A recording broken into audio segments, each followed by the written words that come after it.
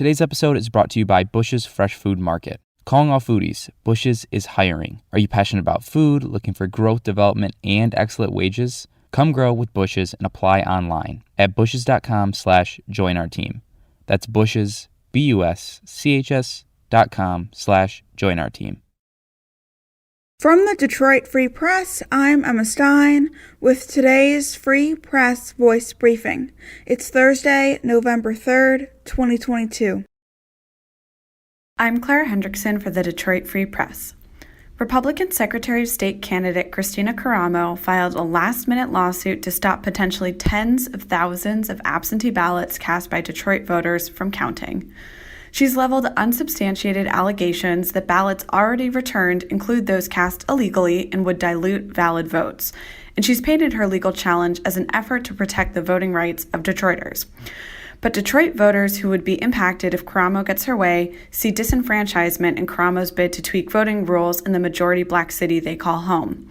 The Michigan Constitution gives every voter the right to request an absentee ballot in person or by mail. Karamo's lawsuit seeks a court order declaring that only absentee ballots requested in person can count.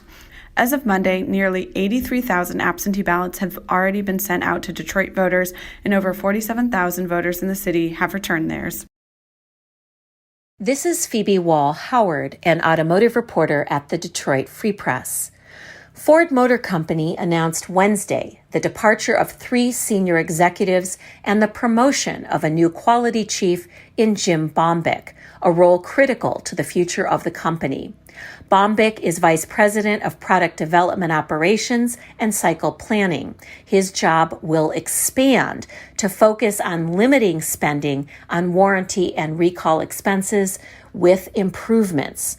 Ford also announced the replacement of the Lincoln CEO. Go to freep.com to learn the details of who is moving where. At 2 a.m. Sunday, daylight saving time comes to an end. Well, at least until next year. This quote-unquote fall back means the clocks are reset and we get back the hour we lost in March. Somewhat ironically, when this change happens, there's less daylight in the morning. Benjamin Franklin first came up with the idea in 1784 in order to conserve candles.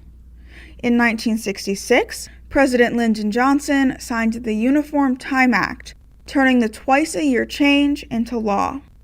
Despite the commonly held belief that daylight saving time was created to help farmers, it was actually to save energy, according to the Department of Transportation. When the sun sets later, it's presumed that people will stay out longer and spend more time outside, leading to less reliance on electricity. However, the concept of daylight saving time is highly debated, with some claiming the change is bad for our health. I'm Andrew Hammond for the Free Press Sports Department. A day after the Detroit Lions traded tight end TJ Hockenson to the Minnesota Vikings, Hockenson met with the media in Minnesota. As for his former team, the Lions are in the first day of the post-trade deadline era, and General Manager Brad Holmes explains that the trade involving Hockenson within the division would have been done regardless of the record. This move was not reflective of our record, Holmes said on Wednesday.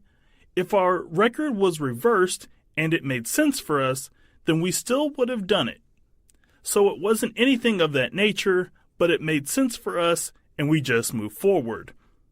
The Lions will now move forward and looking to grab win number 2 on the season as they face another NFC North foe, the Green Bay Packers, on Sunday at Ford Field. For more stories from the Detroit Free Press, be sure to check out freep.com. That's FREEP.com. I'll see you tomorrow.